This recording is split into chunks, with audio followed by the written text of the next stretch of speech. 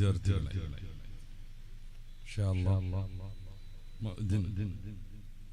Brilliant അക്കാഡമിയുടെ ഈ വർഷത്തെ arts ഫെസ്റ്റിൻ്റെ ഉദ്ഘാടന വേദിയിലാണ് നമ്മൾ.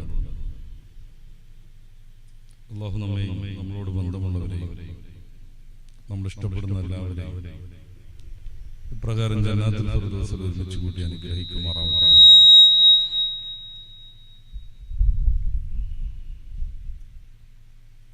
മാനവികതയ്ക്ക് ലോകത്താകമാനം വെല്ലുവിളി നേരിടുന്ന പ്രത്യേകമായ സന്ദർഭത്തിൽ ഹ്യൂമാനിറ്റിയെ ആഘോഷമാക്കുന്ന ഒരു തീം ചർച്ച ചെയ്യുകയാണ്. മനുഷ്യനെ മനുഷ്യനായി കാണാൻ അവിധം ജീവിതത്തിലുടനീളം പരിഗണന നൽകാൻ കഠിനമായി യത്നിച്ച ഒരു ആദർശ പ്രസ്ഥാനത്തിന്റെ പിൽക്കാല കാലങ്ങളിൽ മനുഷ്യത്വത്തെ മാനവികതയെ ഉദ്ഘോഷിച്ചുകൊണ്ട് അവരുടെ കലാമാമംഗത്തെ മാനവികതയുടെ ഒരു പ്രഖ്യാപനമാക്കി മാറ്റുകയാണ്. അല്ലാഹു സ്വീകരിക്കുമാറാവട്ടെ. പരിശുദ്ധ ഇസ്ലാം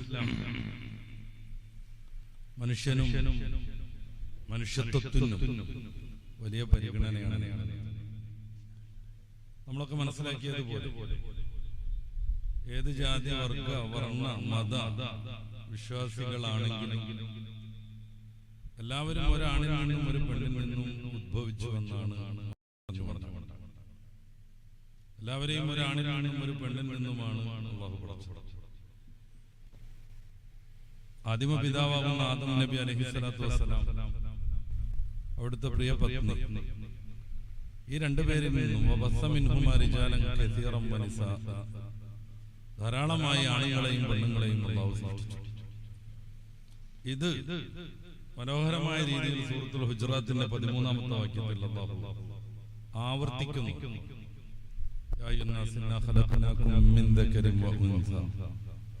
മാനവരെ, നിങ്ങളെല്ലാം ഒരാണിൽ നിന്നും ഒരു പെണ്ണിൽ നിന്നുമാണ് നാം സൃഷ്ടിച്ചിട്ടുള്ളത്.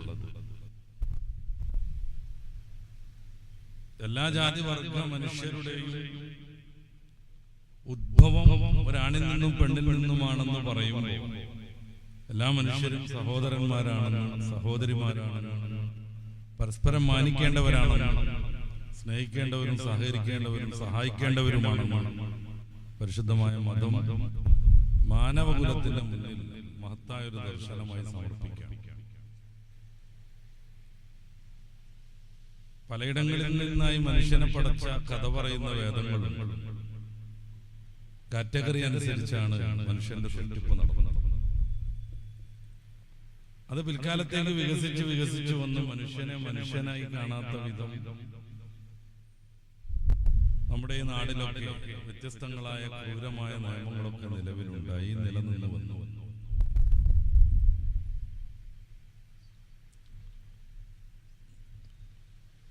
മനുഷ്യനെന്ന രീതിയിൽ വലിയ പരിഗണന നൽകുന്ന മതത്തിന്, ഇസ്ലാമിന്റെ പക്ഷം അങ്ങനെ ഒരു വിവേചനമേ നമുക്ക് കാണാൻ പറ്റില്ല.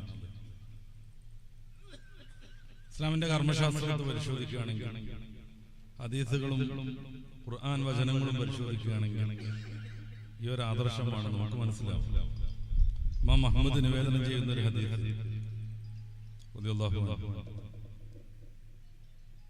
ആരാണ് യഥാർത്ഥ വിശ്വാസി എന്ന് പരിചയപ്പെടുത്തുമ്പോൾ ജനങ്ങളായ ജനങ്ങളെല്ലാം അവന്റെ ഉപദ്രവത്തിൽ നിന്ന് രക്ഷപ്പെട്ടവർ എന്നാണ് പറയുന്നത്.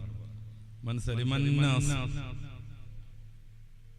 ജനങ്ങൾ രക്ഷപ്പെട്ടു അവന്റെ നാവിൽ നിന്നും അവന്റെ ശാരീരികമായ ഫിസിക്കൽ ഉപദ്രവങ്ങളിൽ നിന്നും. യഥാർത്ഥ വിശ്വാസിയാണെങ്കിൽ പോലും സമൂഹത്തിന് യാതൊരു ഉപദ്രവവും ചെയ്യാതെ ജീവിക്കണമെന്നാണ് മതത്തിന്റെ കാഴ്ചപ്പാട്. ഇതിന്റെ ഭാഗമായി നമ്മുടെ ഫിഖഹിന്റെ അടിസ്ഥാന കാരണങ്ങളെ കുറിച്ച് പരിശോധിക്കുമ്പോൾ ബുദ്ധിയുടെയും ആത്മാഭിമാനത്തിന്റെയും സംരക്ഷണം അതിൽ മുഖ്യമായി നമുക്ക് കാണാൻ പറ്റും. ഫിഖിന്റെ മൊത്തം നിയമങ്ങൾ എങ്ങനെ രൂപപ്പെട്ടു എന്നതിനെ കുറിച്ച് പഠിക്കുന്ന മഖാസിദു ശരിയ പോലെയുള്ള മേഖലകളിൽ ഫിഖിന്റെ എല്ലാ കർമ്മങ്ങളും രൂപപ്പെടാനുള്ള അടിസ്ഥാന കാരണങ്ങൾ പറയുന്നിടത്ത് ഒന്ന് പറയുന്ന ബുദ്ധിയുടെ സംരക്ഷണം. എന്തുകൊണ്ടാണ് ബുദ്ധിയുടെ സംരക്ഷണത്തിന് പ്രാധാന്യം കൊടുക്കുന്നത്? ബുദ്ധി മാറുന്ന കൃത്രിമമായ വസ്തുക്കളുടെ ഉപയോഗമുണ്ടായാൽ, ലഹരി ഉപയോഗിച്ചാൽ, മദ്യം ഉപയോഗിച്ചാൽ പിന്നെ മനുഷ്യനെ മനുഷ്യനായി കാണാൻ കഴിയില്ല എന്നുള്ളതാണ് വലിയൊരു പ്രശ്നം. പിന്നെ മനുഷ്യനെ മനുഷ്യനായി കാണാൻ കഴിയില്ല. സംഘടനകളുണ്ടാകും, പ്രശ്നങ്ങളുണ്ടാകും, ബലാത്സംഗം ഉണ്ടാകും, കൊലപാതകം ഉണ്ടാകും, കട്ടെടുക്കലുണ്ടാകും. അല്ലാഹു മനുഷ്യന് നൽകിയ വലിയൊരു പ്രത്യേകതയാണ് അവന്റെ വിവേകം, അവന്റെ പക്വത, അവന്റെ ബുദ്ധി, അവന്റെ ചിന്താശേഷി, തിരഞ്ഞെടുപ്പിനുള്ള വൈഭവം. ഇത് നഷ്ടപ്പെടുകയാണ് ലഹരി ഉള്ളിലെത്തുന്നതോടുകൂടെ സംഭവിക്കുന്നത്. അതുകൊണ്ടുള്ള ധാരാളമായ അനർത്ഥങ്ങൾ വേറുണ്ട്. കേരളമാണല്ലോ ഇന്ത്യയിൽ ഏറ്റവും കൂടുതൽ ആത്മഹത്യ നടക്കുന്ന സംസ്ഥാനം. വിദ്യാഭ്യാസപരമായി നമ്മൾ മുന്നിലാണെന്ന് അവകാശപ്പെടാറുണ്ട് പലപ്പോഴും.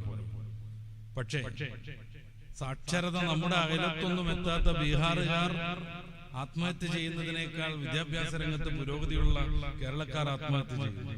ദേശീയ ശരാശരിയേക്കാൾ 4 ഇരട്ടിയെങ്കിലും കേരളത്തിൽ ആത്മഹത്യ കൂടുതലാണ്. അതിന് പ്രധാനപ്പെട്ട കാരണം എന്താണ്? മദ്യത്തെ കുറിച്ച് കേരളത്തിൽ ഇറങ്ങിയ ഏറ്റവും സമഗ്രമായ പഠനമാണ് സിബി മാത്യുവിന്റെ കേരളം ഇങ്ങനെ മരിക്കണമോ എന്ന പുസ്തകം. അതല്ല, അദ്ദേഹം വിസ്തരിച്ചു പറയുന്നുണ്ട് കേരളത്തിലെ ആത്മഹത്യയുടെ പ്രധാനപ്പെട്ട ഒരു കാരണം മദ്യമാണ്. കേരളത്തിൽ ധാരാളമായി ഹാർട്ട് അറ്റാക്ക് രോഗം വരുന്നു. അതിന്റെ കാരണമായിട്ട് മദ്യത്തെ അദ്ദേഹം പറയുന്നുണ്ട്. അദ്ദേഹം ഒരു കാര്യം കൂടെ പറയുന്നു, മതം കുറെയൊക്കെ പാലിക്കുന്നത് കൊണ്ട് മലപ്പുറത്ത് ആത്മഹത്യ വളരെ കുറവാണ്. അദ്ദേഹത്തിന് കാര്യബോധമുണ്ട്, അതുകൊണ്ട് കുറെയൊക്കെ പാലിക്കുന്നത് കൊണ്ട് എന്ന് പറയുന്നു. മലപ്പുറത്ത് ആത്മഹത്യ കുറവാണെന്ന് സമർത്ഥിക്കുന്ന അദ്ദേഹത്തിന്റെ പുസ്തകത്തിലെ അധ്യായത്തിന് അദ്ദേഹം നൽകുന്ന പേര് മതം മനുഷ്യനെ മയക്കുന്ന കറുപ്പല്ല. മതം മനുഷ്യനെ മയക്കുന്ന കറുപ്പല്ല. മതം പാലിക്കുന്നിടത്ത് ആത്മഹത്യ വളരെ കുറയുന്നു. ലോകാടിസ്ഥാനത്തിലും കണക്കുകൾ അങ്ങനെ തന്നെയാണ്.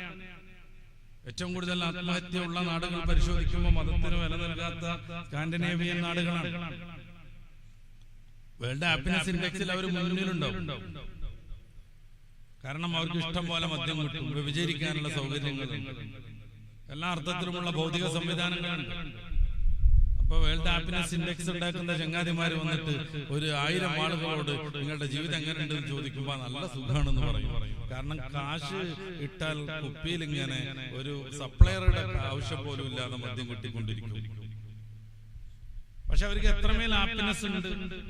ആത്മഹത്യാ നിരക്ക് പരിശോധിക്കണം. ലോകാടിസ്ഥാനത്തിൽ തന്നെ ഏറ്റവും കൂടുതൽ ആത്മഹത്യ നോർവേയിലാണ്, സ്വീഡനിലാണ്, ഡെൻമാർക്കിലാണ്, ഇത്തരം നാടുകളിലാണ്. ഏറ്റവും കുറവ് ആത്മഹത്യ നടക്കുന്നത് മുസ്ലിം ഭൂരിപക്ഷ പ്രദേശങ്ങളിലുമാണ്. ഇതേക്കുറിച്ച് വസ്തുതാപരമായി പഠിക്കുന്നത് കൊണ്ടാണ് സിബി മാത്യുവിന് മതം മനുഷ്യനെ മയക്കുന്ന കറുപ്പല്ല എന്ന് തുറന്നെഴുതാൻ പറ്റുന്നത്. മറ്റുള്ള കുറെ അനർത്ഥങ്ങളെ കുറിച്ച് നമ്മൾ പഠിച്ചാലും അവിടെയൊക്കെ ഈ മയക്കുമരുന്നിന്റെയും മദ്യത്തിന്റെയും സാന്നിധ്യം നമുക്ക് കണ്ടെത്താൻ പറ്റും. കേരളത്തിൽ വളരെയേറെ ഭീകരമായൊരു ദുരന്തമാണ് വെള്ളപ്പൊക്കത്തെക്കാളും ഉരുൾപൊട്ടലിനേക്കാളും മയക്കുമരുന്നിന്റെ വർധനവ്. എത്രമേൽ അത് വർദ്ധിച്ചു വരുന്നു അതിനനുസരിച്ച് കേരളത്തിൽ ആശങ്ക കൂടിക്കൊണ്ടിരിക്കുന്നു. വലിയ പൈസ കൊടുക്കണം ഈ പുതിയ രാസ മയക്കുമരുന്നുകൾ ഉണ്ടാക്കണമെങ്കിലും സ്വീകരിക്കണമെങ്കിലും. അത് ജോലി ചെയ്തുകൊണ്ട് കിട്ടിക്കൊള്ളണമെന്നില്ല. അത്തരം സന്ദർഭങ്ങളിൽ കളവ് വർദ്ധിച്ചുകൊണ്ടിരിക്കും, പിടിച്ചുപറി വർദ്ധിച്ചുകൊണ്ടിരിക്കും, മോഷണം കൂടും, കൊലപാതകങ്ങളും സംഭവിച്ചുകൊണ്ടേയിരിക്കും. ഇതൊക്കെ ടൂർ പോകുന്ന ഒരു സന്ദർഭമാണ്. ഒരു ടൂർ കഴിഞ്ഞ് വരുമ്പോഴേക്ക് പല കുട്ടികളും മയക്കുമരുന്നിന്റെ അഡിക്റ്റുകളാകുന്നു എന്നതാണ് വസ്തുത. ഞാൻ രക്ഷിതാക്കളോടാണ് പ്രധാനമായും പറയേണ്ടത്. എനിക്ക് അങ്ങനെയാണ് നിർദ്ദേശം കിട്ടിയത്. അൽഹംദുലില്ലാഹ്, ഈ ലോകത്ത് മക്കളെ സേഫാക്കാൻ പറ്റുന്ന ഏറ്റവും നല്ല മാർഗം അവലംബിച്ചവരാണ് എന്റെ മുമ്പിലുള്ള രക്ഷിതാക്കൾ. ഒരു മുത്തല്ലിമാക്കുക എന്നുള്ളതാണ് ഇന്ന് മക്കളെ മനുഷ്യത്വത്തോടു കൂടെ വളർത്താനുള്ള ഏറ്റവും നല്ല സന്ദർഭം. അതിനുള്ള ധാരാളമായ ആത്മിക ഗുണങ്ങളുണ്ട്. ഒരു മോൻ മുത്തഅല്ലിമാകുന്നതോടുകൂടെ തന്നെ മാതാപിതാക്കൾക്ക് രത്നഖചിതമായ കിരീടം ധരിപ്പിക്കും ആഖിറത്തിൽ എന്ന ഹദീസ് നമ്മൾ പലപ്പോഴും കേട്ടിട്ടുണ്ട്. പലതായ ഗുണങ്ങൾ വേറെയുണ്ട്, ഞാൻ അങ്ങോട്ട് കടക്കാം. അതിലേറെ ഒരു മനുഷ്യനെ ഒരു മുതഅല്ലിമാക്കുന്നതോടുകൂടെ അവനെ പരമാവധിക്കപ്പുറം വിവിധങ്ങളായ അനർത്ഥങ്ങളിൽ നിന്ന് സംരക്ഷിക്കാൻ നമുക്ക് പറ്റുന്നു. ഈ വേദിക്ക് അങ്ങനെ ഒരു വലിയ മനോഹാരിത. നമ്മൾ 4 ടീമേ ആകാവൂ എന്ന് ഹബീബായ നബി സല്ലല്ലാഹു അലൈഹി വസല്ലം തങ്ങൾ പറഞ്ഞു. അതിൽ ഏതെങ്കിലും ഒരുത്തരാണ് ഈ വേദിയിലുള്ളവർ മുഴുവനും. ഒന്നുകിൽ പണ്ഡിതനാവണം, നമ്മുടെ സ്റ്റേജ് സമ്പന്നമാണ് പണ്ഡിതന്മാരെ. അവ മുതഅല്ലിമൻ അല്ലെങ്കിൽ മതവിദ്യാർത്ഥിയാവണം. നമ്മുടെ കണ്ണിന് ആനന്ദം നൽകിക്കൊണ്ട് നിറഞ്ഞ സദസ്സാണ് മുതഅല്ലിമീങ്ങളെ കൊണ്ട്. മുതഅല്ലിമീങ്ങളാൽ നിബിഡമായ സദസ്സ്. ഔ മുസ്തമിഅൻ അല്ലെങ്കിൽ പണ്ഡിതനെ കേട്ട് പഠിച്ച് ദീൻ പാലിക്കുന്നവരാവണം. ഔ മുഹിബ്ബൻ ഏറ്റവും ചുരുങ്ങിയത് ആലിമിനെയും മുതഅല്ലിമിനെയും ഇഷ്ടപ്പെടുന്നവനാവണം. വലാ തകുൻ ഖാമിസ അഞ്ചാമത്തെ ഒരു വിഭാഗത്തിലേക്ക് പെട്ടുപോകരുത്. എന്നെ കേൾക്കുന്ന ഓരോരുത്തരും ഈ 4 വകുപ്പുകളിൽ ഏതെങ്കിലും ഒന്നിലോ 1, 2, 3 ഒക്കെ സംയുക്തമായോ അനുഭവിച്ചു കൊണ്ടിരിക്കുന്നവരാണ്. വലിയ ബർക്കത്തുള്ളൊരു സദസ്സ്. അതുകൊണ്ട് ഏറ്റവും കൂടുതൽ ഭാഗ്യമുള്ളവരാണ് ഈ രക്ഷിതാക്കൾ. ഒപ്പം ഈ മുതഅല്ലിമീങ്ങളും സന്തോഷിക്കണം. കാരണം മറ്റു മാർഗങ്ങളിലേക്ക് നമ്മെ തിരിച്ചുവിടാതെ ഭൗതികമായ ചില നഷ്ടങ്ങളൊക്കെ സഹിച്ചുകൊണ്ട് തന്നെയും ഇത്തരം വിശുദ്ധമായൊരു സ്ഥാപനത്തിലേക്ക് കൊണ്ടുവരാൻ നമ്മുടെ മാതാപിതാക്കൾ ഇഷ്ടപ്പെട്ടു എന്നത് വലിയൊരു ഭാഗ്യമായി നമ്മൾ മനസ്സിലാക്കണം. നന്നായിട്ട് പഠിക്കുന്ന ഏതൊരു വിഷയത്തിലും നമ്മൾ ചോദിക്കുമ്പോഴേക്ക് അത് സംബന്ധമായ കിതാബുകളൊക്കെ ഇന്നയിടത്ത് എന്ന് പറയാൻ പറ്റുന്ന ഒരു മുതഅല്ലിം എന്നെ സമീപിച്ചിട്ടുണ്ടായിരുന്നു. വാപ്പാൻ ആരോ പറഞ്ഞ് തീർപ്പ് കയറ്റിക്കണമെന്ന് പറഞ്ഞു. എന്തേ പ്രശ്നം? ഗൾഫ് കൊണ്ടുപോവാണ്. അപ്പൊ എന്തെങ്കിലും ചെയ്തിട്ടാവുന്ന പ്രതിരോധിക്കണം എന്നുള്ള ആൾക്കാണ് മൂപ്പര് എന്റെ അടുത്തേക്ക് വരുന്നത്. ഞാൻ ചോദിച്ചു, ആത്മാർത്ഥമായിട്ട് നിന്റെ ഇഷ്ടം എന്താണെന്ന്. എനിക്കൊരു പള്ളിയിൽ മുദരിസാവണം. എന്റെ വാപ്പനെ കൊണ്ടുപോലാന്ന് പറഞ്ഞു. എന്റെ വാപ്പനെ എനിക്ക് അറിയുന്നില്ല. പക്ഷെ ആ കുട്ടിയുടെ ആ ഒരു മഹത്തായ താല്പര്യം കേട്ടപ്പോ എനിക്ക് അങ്ങനെ തന്നെ പറയാൻ തോന്നി. ഞാൻ പറഞ്ഞു, എന്റെ വാപ്പനെ കൊണ്ടുപോല കാര്യം ഞാൻ ഏറ്റവും. ഈ രക്ഷിതാക്കൾ ആരും അങ്ങനെ വളഞ്ഞു ചിന്തിച്ചില്ല ഇടയ്ക്ക് വെച്ചിട്ട്. അങ്ങനെയാണെങ്കിൽ നിങ്ങളൊന്നും പോടണ്ടാവില്ലേ? ഇതിന്റെ ഇത്തിരി മുമ്പ് ഞാൻ ഇവിടെ ഒരു ക്ലാസ് എടുക്കാൻ വന്നിരുന്നു. അന്ന് കണ്ട പലരും ഇന്ന് കാണാൻ പറ്റാതെയാകുമായിരുന്നു. എന്തുകൊണ്ട്? രക്ഷിതാക്കൾ അങ്ങനെ ഒരു തീരുമാനം എടുത്തിട്ടുണ്ടായിരുന്നെങ്കിൽ നമുക്ക് മുതഅല്ലിമാവാൻ പറ്റില്ല. ഇതുകൊണ്ട് അവർക്ക് കുറെ നഷ്ടങ്ങളൊക്കെ ഉണ്ട്. ഏറ്റവും ചുരുങ്ങിയ ചെറിയ മോനെ കരയാതെ നോക്കാനെങ്കിലും വീട്ടിൽ നിങ്ങളുടെ സാന്നിധ്യം കൊണ്ട് അവർക്ക് ഉപകാരം കിട്ടും. റേഷൻ കടയിൽ പോകാനും അരി വാങ്ങിച്ചുകൊണ്ടുവരാനും ഒക്കെ നിങ്ങളെ പറ്റും. അതൊന്നും ദുന്യാവിൽ നിന്ന് വേണ്ടെന്ന് കരുതി എല്ലാം ത്യജിച്ചാണ് ഈ രക്ഷിതാക്കൾ, പ്രത്യേകിച്ച് നമ്മുടെ ഉമ്മമാർ ഈ മറയ്ക്കപ്പുറത്തുണ്ടാവും. വലിയ സേവനമാണ് അവർ ചെയ്യുന്നത് ഈ ദീനിന് വേണ്ടി. വലിയ സേവനം.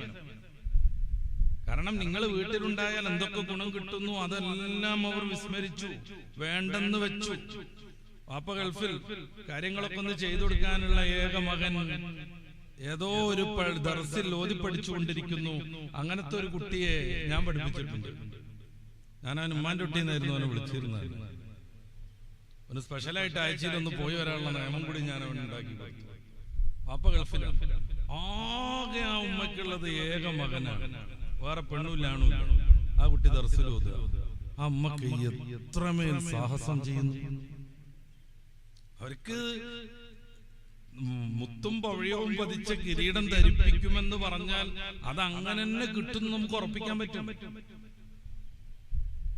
ഇന്ന് ഇത്തരം അനാചാരങ്ങളിൽ നിന്ന്, പ്രശ്നങ്ങളിൽ നിന്ന്, അതിക്രമങ്ങളിൽ നിന്ന്, തോന്നിവാസങ്ങളിൽ നിന്ന് ഈ വിശുദ്ധമായ സദസ്സിൽ പറയാൻ പറ്റാത്ത വിധം മാരകമാണ് ഇന്നത്തെ പ്രശ്നങ്ങളുടെ നിര. അതിലൊന്നും പെടാതെ നമ്മുടെ മക്കൾ ഈ ബൗണ്ടറിയിൽ സുരക്ഷിതരായിരിക്കുന്നു.